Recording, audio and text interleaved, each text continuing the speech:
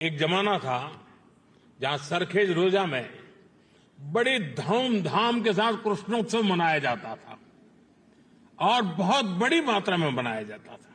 और आज भी यहां कृष्ण भक्ति के रंग में हम सब रंग गए थे।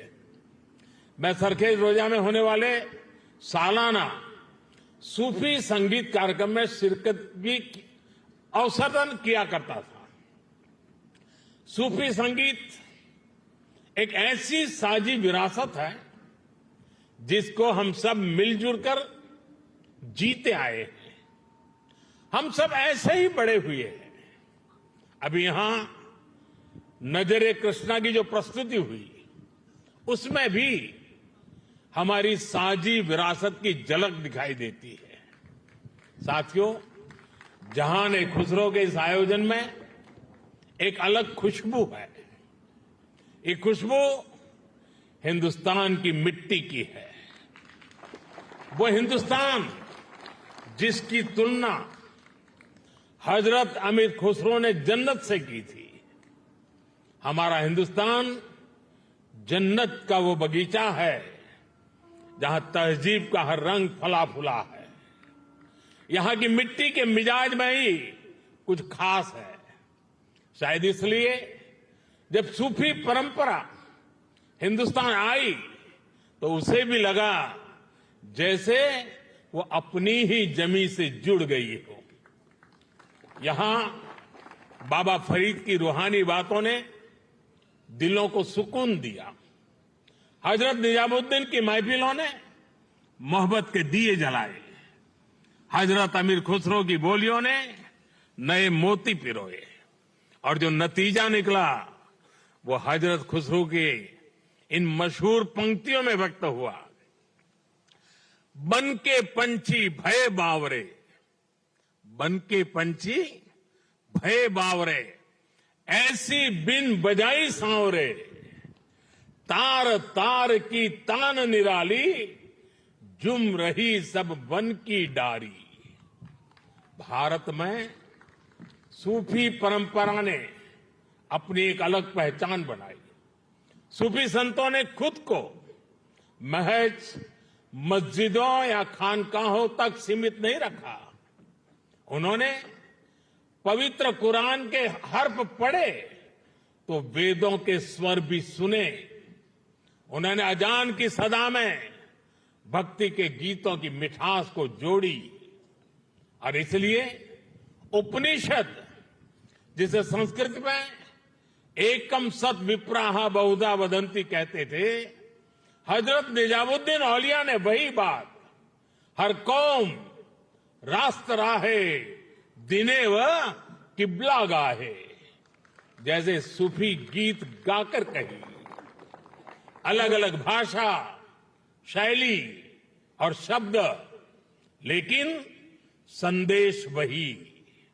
मुझे खुशी है कि आज जहान खुसरो उसी परंपरा की एक आधुनिक पहचान बन गया है। साथियों, किसी भी देश की सभ्यता उसकी तहजीब को स्वर उसके गीत संगीत से मिलती है। उसकी अभिव्यक्ति कला से होती है।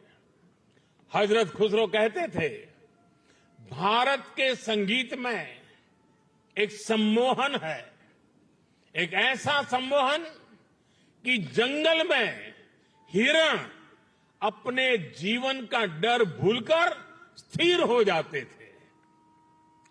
भारतीय संगीत के इस समंदर में सूफी संगीत एक अलग रौ के तौर पर आकर मिला था और इस समंदर की खूबसूरत लहर बन गया।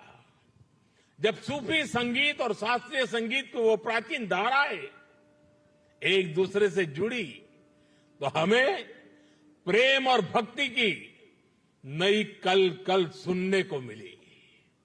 यही हमें हजरत खुसरो की कवाली में मिली।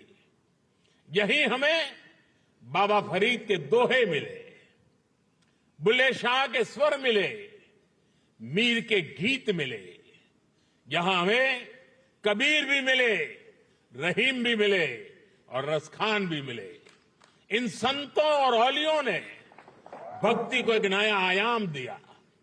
आप चाहे सूरदास को पढ़ें या रहीम और रसखान को, या फिर आप आंख बंद करके हजरत खुसरो को सुने, जब आप गहराई में उतरते हैं तो उसी एक जगह पहुंचते हैं।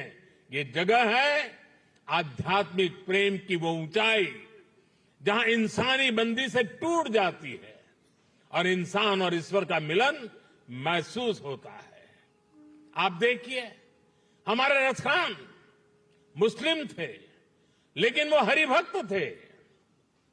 रसखान भी कहते हैं, प्रेम हरि को रूप है, क्यों हरि प्रेम स्वरूप। एक होई दुवैयो लसई, जो सूरज और धूप। यानी प्रेम और हरि दोनों वैसे ही एक ही रूप है जैसे सूरज और धूप। और यही एहसास तो हजरत खुसरो को भी हुआ था। उन्होंने लिखा था, खुसरो दरिया प्रेम का सो उल्टी वाकी धार, जो उतरा सो डूब गया, जो डूबा सो पार। यानी प्रेम में डूबने से ही भेद की बाधाएं पार होती है। यहां अभी जो भव्य प्रस्तुति हुई उसमें भी हमने यही महसूस किया है। साथियों, सूफी परंपरा ने न केवल इंसान की रूहानी दूरियों को खत्म किया, बल्कि दुनियावी दूरियों को भी कम किया है। मुझे याद है साल 2015 में जब मैं अफगानिस्तान की पार्लियामेंट गया था, तो वहां मैंने बड़े भाव भरे शब्दों में रूमी को याद किया था। 8 शताब्दी पहले रूमी वहां के ही बल्ख प्रांत में पैदा हुए थे। मैं रूमी के लिखे का हिंदी एक तर्जुमा जरूर यहां दोहराना चाहूंगा, क्योंकि ये शब्द आज भी उतने ही प्रासंगिक है। रूमी ने कहा था, शब्दों को ऊंचाई दे, आवाज को नहीं।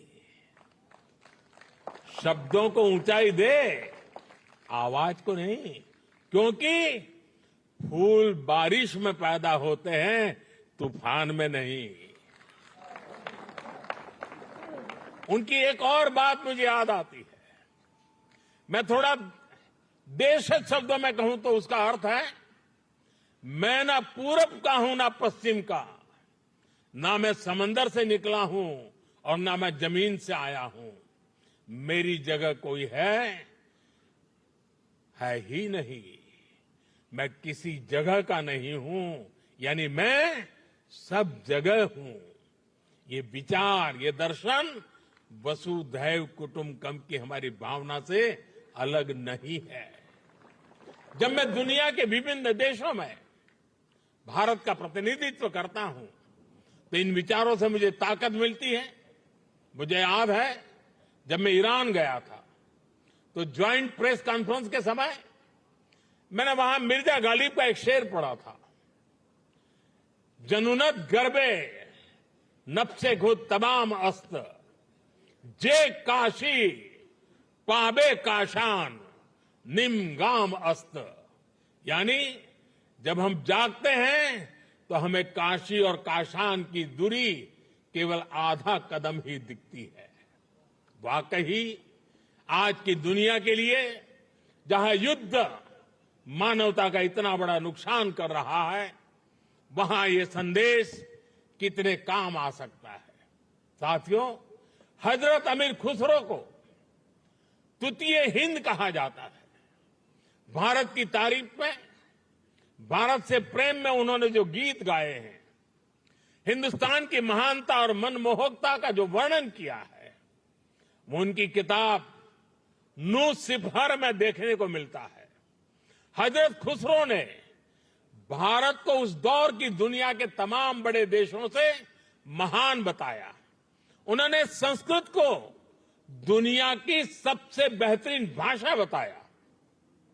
वो भारत के मनुष्यों को बड़े बड़े विद्वानों से भी बड़ा मानते हैं। भारत में शून्य का, गणित और विज्ञान और दर्शन का ये ज्ञान कैसे बाकी दुनिया तक पहुंचा, कैसे भारत का गणित अरब पहुंचकर वहां पर जाकर के हिंदसा के नाम से जाना गया।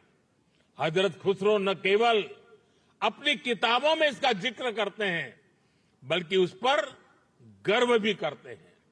गुलामी के लंबे कालखंड में जब इतना कुछ तबाह किया गया, अगर आज हम अपने अतीत से परिचित हैं, तो इसमें हजरत खुसरो की रचनाओं की बड़ी भूमिका है। साथियों, इस विरासत को हमें निरंतर समृद्ध करते रहना है। मुझे संतोष है जहां खुसरो जैसे प्रयास इस दायित्व को बखूबी निभा रहे हैं, और अखंड रूप से 25 साल तक ये काम करना ये छोटी बात नहीं है। मैं मेरे मित्र को बहुत बहुत बधाई देता हूं। मैं एक बार फिर आप सभी को इस आयोजन के लिए बधाई देता हूं। कुछ कठिनाइयों के बीच भी इस समारोह का मजा लेने का कुछ अवसर भी मिल गया। मैं इसके लिए मेरे मित्र का हृदय से आभार व्यक्त करता हूं। बहुत बहुत धन्यवाद, बहुत बहुत शुक्रिया।